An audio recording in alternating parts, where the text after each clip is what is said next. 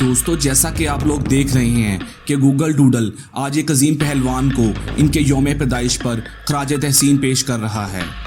Google doodle आज बरसगीर के नामवर पहलवानों में से एक गामा पहलवान का यौम पैदाइश मना रहा है, जो कि एक नाकाबिले शिकस्त रेसलिंग वर्ल्ड चैंपियन गुजरे हैं। दोस्तों, अगर वीडियो पसंद आए तो एक लाइक ज़रूर करें।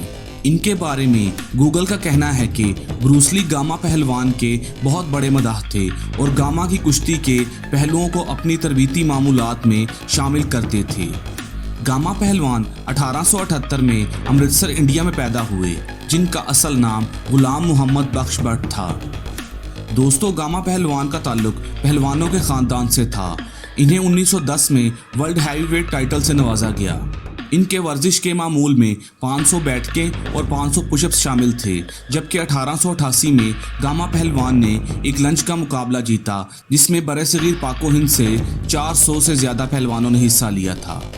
गामा पहलवान का सबसे अहम कारनामा 1902 में था, जब इसने 1200 किलो वजनी पत्थर उठाया। एक रिपोर्ट के मुताबिक ये पत्थर अब इंडिया के एक म्यूजियम में रखा गया है। इनके सबसे मजबूत हरीफों में से एक रहीम बख्श सुल्तानी वाला थे, जो उस वक्त के आलमी चैंपियन थे और 5 फीट 8 इंच के गामा पहलवान के सामने तकरीबन 7 फीट कद के साथ खड़े थे।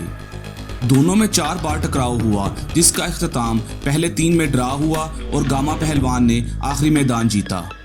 प्रिंस ऑफ वेल्स ने हिंदुस्तान के दौरे के दौरान गामा को इनकी ताकत का एहतराम करने के लिए चांदी की ट्रॉफी पेश की। बरसगीर की तकसीम के बाद गामा पहलवान पाकिस्तान हिजरत कर गए और 1960 में अपनी वफात तक अपने बाकी अयाम लाहौर में ही गुजारे। दोस्तों, अगर आपको मेरी ये वीडियो पसंद आई तो वीडियो को लाइक करें और चैनल को सब्सक्राइब करें और बेल आइकन को प्रेस करें, ताकि आने वाली तमाम इंटरेस्टिंग वीडियोज़ की इत्तला आपको बज़रिए नोटिफिकेशन मिल सके।